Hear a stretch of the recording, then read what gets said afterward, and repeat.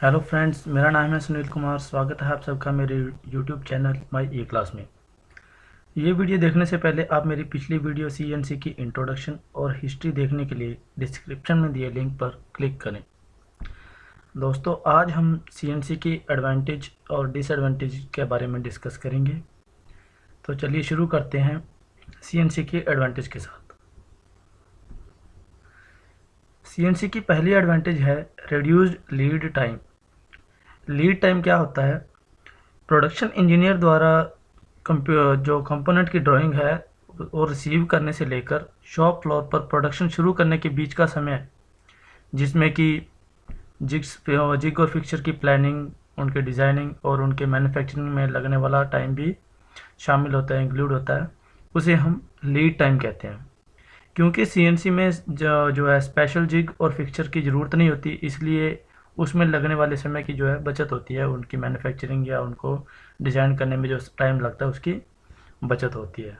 Second number पर है हमारा ऑपरेटर की गलतियों को एलिमिनेट करना, उन्हें नज़रअंदाज, एक तरह से बेअसर करना कि अगर कोई ऑपरेटर गलती करता है तो उसकी हमारे कंपोनेंट की क्वालिटी के ऊपर कोई असर ना हो। तो ये भी एक एडवांटेज है। जैसा हम जानते हैं कि सीएनसी में जो होता है वो कंप्यूटर मेमोरी में सारा स्टोर प्रोग्राम होता है, उसके द्वारा ही मशीन को कंट्रोल किया जाता है।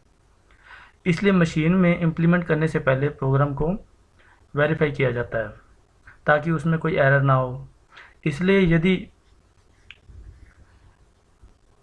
कोई ऑपरेटर थक जाए या बोरियत महसूस करे तो सीएनसी मशीन द्वारा किए गए काम की क्वालिटी और प्रोडक्शन पर कोई असर नहीं पड़ता है। नेक्स्ट जो हमारा नेक्स्ट एडवांटेज है वो है ऑपरेटर एक्टिविटीज़। सीएनसी मशीन में छोटे छोटे बैच के साथ एक ही मशीन टेबल पर 2 वर्कस्टेशन को तैयार किया जा सकता है। बैच प्रोडक्शन में क्या होता है कि कुछ लिमिटेड टाइम या लिमिटेड क्वांटिटी तक किसी कंपोनेंट की प्रोडक्शन की होती है और फिर दूसरे कंपोनेंट के बैच की प्रोडक्शन शुरू की जाती है, मतलब जॉब चेंज होती रहती है। 2 वर्कस्टेशन का फ़ायदा ये होता है कि जब एक मशीन पर प्रोग्राम रन हो रहा है तो उस दौरान ऑपरेटर दूसरे वर्कस्टेशन पर अगली जॉब सेटअप कर सकता है। इससे टाइम की बचत होती है और प्रोडक्शन भी बढ़ती है।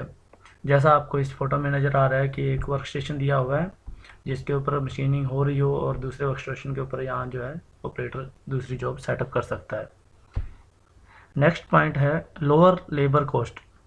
मैनुअल मशीन में जो मैनुअल मशीन है उनके कंपैरिजन में सीएनसी मशीन का कटिंग टाइम ज़्यादा रहता है, परंतु उनमें जो है सेटिंग टाइम वो कम लगता है।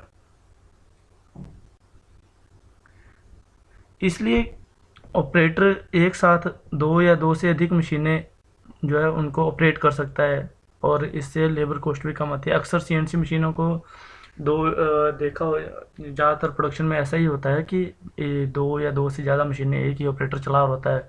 एक मशीन के ऊपर काम हो रहा होता है, जब तक वो प्रोग्राम रन होता है तो उतनी देर में जो ऑपरेटर है वो दूसरी मशीन के ऊपर जॉब सेटअप करके उसका जब तक पहले वाला प्रोग्राम ख़त्म ना हो, उससे ख़त्म होता है उससे पहले ही दूसरी मशीन के ऊपर जॉब सेटअप करके उसका प्रोग्राम स्टार्ट कर देता है और फिर से वापस उसी मशीन के ऊपर आकर जॉब चेंज कर देता है। ठीक है, तो इस तरह से ऑपरेट जो है लेबर कॉस्ट कम आती है हमारे सीएनसी मशीन्स में। हमारा नेक्स्ट पॉइंट है लॉन्गर टूल लाइफ।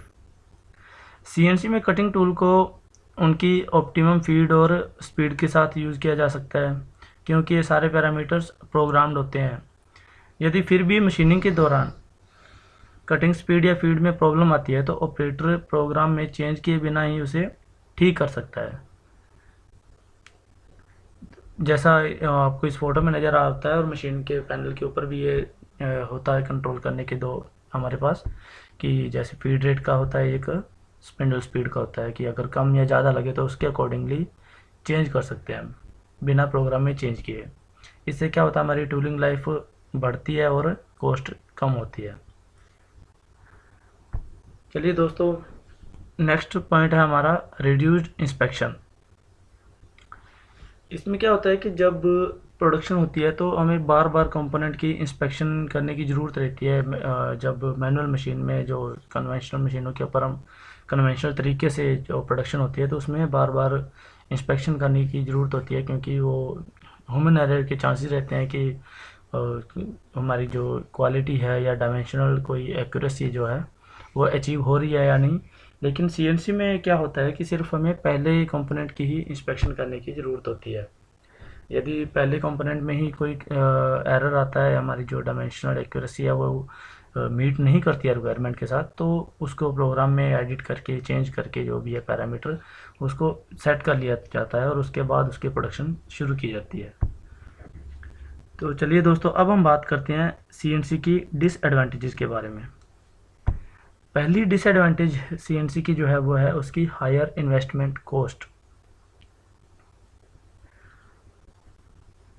क्या है कि सीएनसी मशीन टूल जो है वो ज़्यादा कॉम्प्लेक्स टेक्नोलॉजी रिप्रेजेंट करते हैं।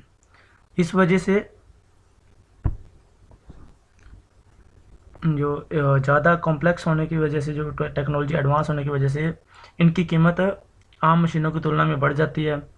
अगर खर्च ज़्यादा होगा तो फिर जो इन्वेस्टर होते हैं उनको मुनाफा भी ज़्यादा चाहिए होता है। इस वजह से इन मशीनों को वो अपना मुनाफा बढ़ाने के लिए और उनकी इन्वेस्टमेंट को और जल्दी रिकवर करने के लिए उनको मशीनों को 2 या 3 से ज़्यादा शिफ्टों में चलाना पड़ता है, और इस तरह से उनको जो मैनेजमेंट के ऊपर भी एक एक्स्ट्रा उनका खर्च पड़ता है। इस तरह से जो हम एक तरह से कह सकते हैं कि ज़्यादातर जो अफोर्ड नहीं कर सकते या स्मॉल स्केल या मीडियम जो माइक्रो स्केल के ऊपर जो इंडस्ट्रीज़ हैं वो इन्वेस्ट करने में थोड़ा हिचकिचाते हैं या अफोर्ड नहीं कर सकते इस टेक्नोलॉजी को। इस वजह से ये एक इसका डिसएडवांटेज है सीएनसी मशीन का।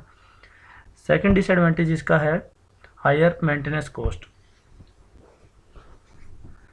दोस्तों, जैसा आपको बताया कि इसकी जो टेक्नोलॉजी है वो कॉम्प्लेक्स होती है, इस वजह से इसकी मेंटेनेंस को जो है वो भी ज़्यादा मुश्किल होती है। इसकी मेंटेनेंस कॉस्ट भी बढ़ जाती है क्योंकि जो इसके मेंटेनेंस करने वाले पर्सनल्स होते हैं वो कॉस्टली होते हैं। हमारा ये थर्ड पॉइंट है वो भी डिसएडवांटेज का यही है कि सीएनसी के कॉस्टलियर पर्सनल्स जो इसके है। आम मशीनों की तुलना में सीएनसी मशीनों का ऑपरेट करने के लिए ज़्यादा स्किल्ड पर्सन की ज़रूरत होती है, उसकी मेंटेनेंस के लिए भी ज़्यादा स्किल की ज़रूरत होती है। तो ऐसे स्किल पर्सन को ढूंढना भी मुश्किल होता है, ठीक है। उनको ढूंढने में और उनकी ट्रेनिंग में भी खर्च होता है पैसा। तो ये सब एक सीएनसी की डिसएडवांटेज की तरफ उनको माना जाता है कि ये सीएनसी की कुछ डिसएडवांटेजेज है। हालांकि इसके जो सीएनसी के फ़ायदे हैं वो उसके नुकसान को कम कर देते हैं, क्योंकि नेग्लिजिबल कह सकते हैं वो ये सारे जो इसके डिसएडवांटेजेस हैं। फिर भी इसलिए इंडस्ट्रीज़ में क्या है सीएनसी को ज़्यादा अडॉप्ट किया जाता है आजकल। इनके सीएनसी सिस्टम्स को ज़्यादा प्रेफरेंस मिलती है सीएनसी को। हमारे डिफरेंट टाइप के ऑपरेशंस के लिए डिफरेंट टाइप की सीएनसी मशीन्स हैं। जैसे कुछ एग्जांपल्स यहाँ दिखाई हुई हैं आपको। सीएनसी ड्रिलिंग और boring machine, CNC turning machine है। इसके बाद आपके पास सीएनसी मिलिंग मशीन आती है, सीएनसी ग्राइंडिंग और pipe bending machine, coil winding machine, ये सीएनसी की कैटेगरी में आती है, ठीक है। अब आज के लिए इतना ही, मिलते हैं हम अगली वीडियो में। अगर वीडियो अच्छी लगे तो लाइक करें और चैनल को सब्सक्राइब करें। Thanks for watching this video.